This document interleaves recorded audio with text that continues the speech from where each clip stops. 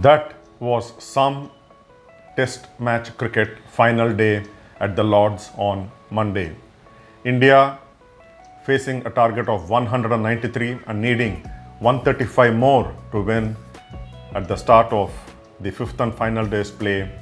England needed 6 more wickets to take, and in the end, 22 runs separated the two teams. It could not have got any closer. It was as exciting as Test match, final day's play, final session of the Test match can be. England finishing on a winning note, winning by 22 runs and taking a 2-1 lead with 2 more Test matches to go. The fourth one being at Manchester, the Old Trafford ground from 23rd of July, followed by the last Test match at London Oval Ground starting on 31st of July.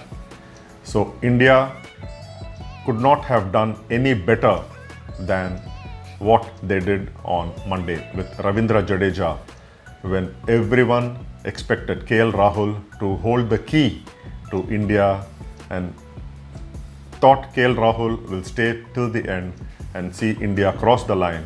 But it was Ravindra Jadeja's stubbornness, his patience, his fourth consecutive 50 of this series. Of course, second of the match. Ravindra Jadeja gave his all, and in the company of the last 3 batsmen, Nitish Reddy batting at number 9, Jasprit Bumrah batting at number 10, and Mohammed Siraj, the last man. Jadeja added crucial partnerships, but in the end, they didn't matter. 22 runs defeat for India after the high of 336 run victory at Edgbaston, Birmingham the previous week. What a difference from how India won to how India lost. Morally, India did very well. You have to give it to the Indian tail along with Ravindra Jadeja's determination, perseverance. He gave it his might in the company of Nitish Reddy, who was out for 13 just in the last over before lunch. The two added 30 runs in 91 balls. Post lunch was all about Jasprit Bumrah and Jadeja, the two adding 35 runs for the 10th wicket in 132 balls. Bumrah lasting more than 100 minutes. It was, if you remember, in 2021 Lord's Test match that Jasprit Bumrah batted for an hour and a half, and in the company of Mohammed Shami, the two raised about 90 runs, close to 90 runs for the 10th wicket unbroken. Shami scoring a half century and Bumrah not out in the 30s, 36 if I am correct.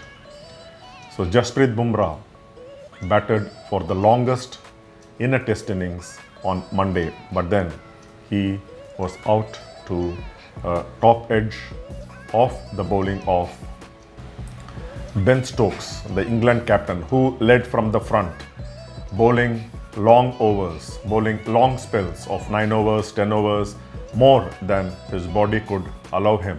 But he led by example, led from the front, picking up 3 wickets and finishing with 3 for 48, along with Jofra Archer, who provided the first breakthrough on Monday.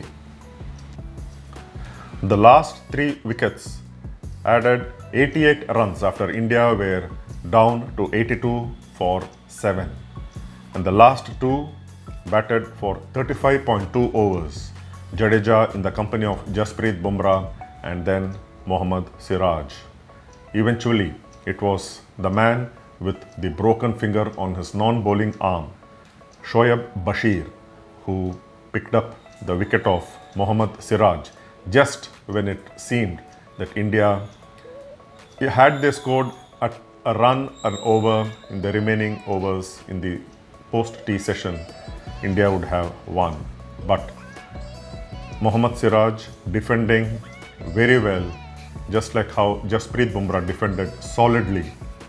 Mohammed Siraj defended Shoaib Bashir, and even towards the end, Jadeja had the confidence in Siraj's batting, especially against Bashir, that he allowed him more than half an over of Bashir towards the end.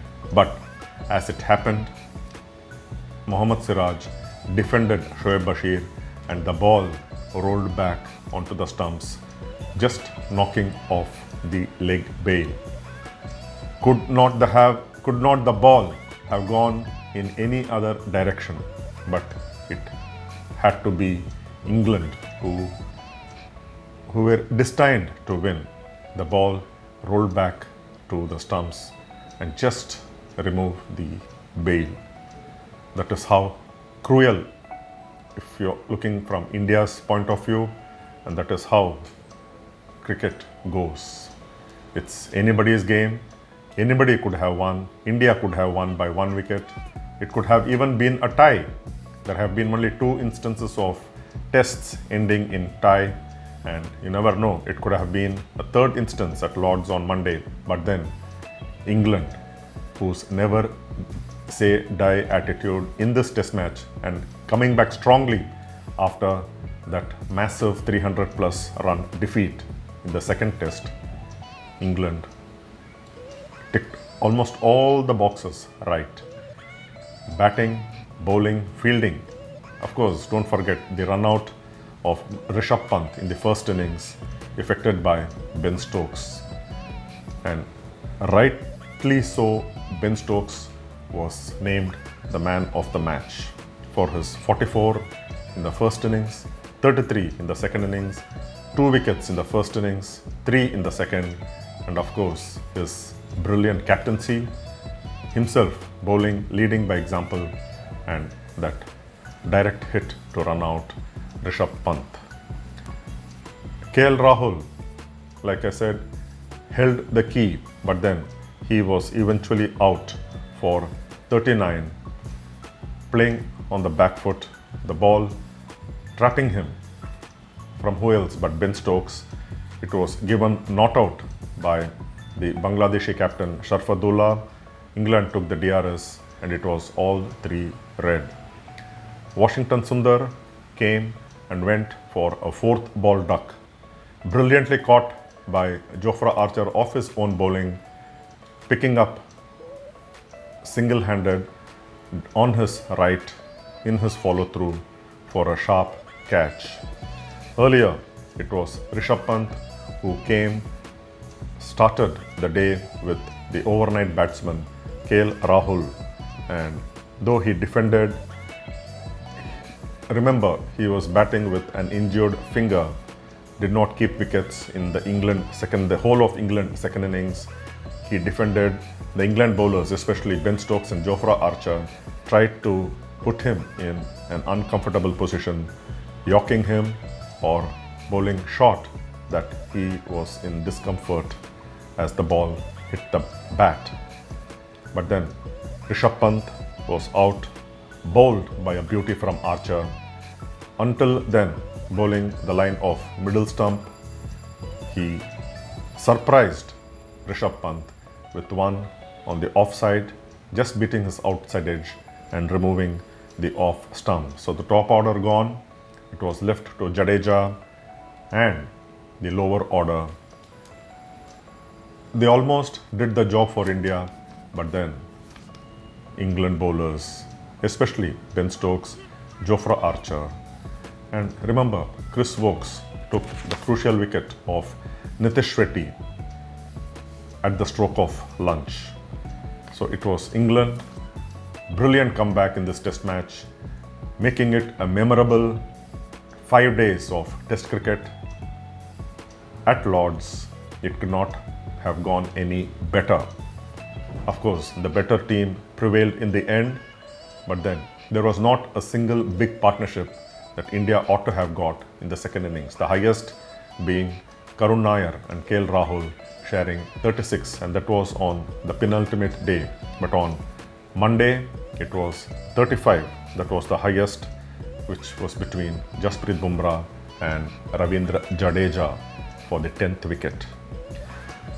One or two 50-plus partnerships would have given India a comfortable victory, but then England were always on the target, always attacking, and made it that much more difficult for the Indian batsmen. It was not an easy pitch to bat on, but India did their best. One team has to win, one team has to lose. There was never a question of a draw in this test match. And then when India could have crossed the line, it would have been a remarkable victory. But then England held their nerves and took the wickets at the right moments. Even if you look at the number of sessions that went either team's way, though India had slightly more sessions won than England, it was like in the first test match at Headingley, Leeds. England won those crucial moments, picked up those crucial wickets, and eventually emerged victors. So 2-1 for England, all to play for in this remaining two tests of the Anderson Tendulkar Trophy until the preview of the fourth test match. It's goodbye. Thanks for watching. Do share and support. Take care. Stay safe. Yes, of course, I will see you with our channel expert K. Srinath in the Kumbi Jiku show shortly. Bye-bye.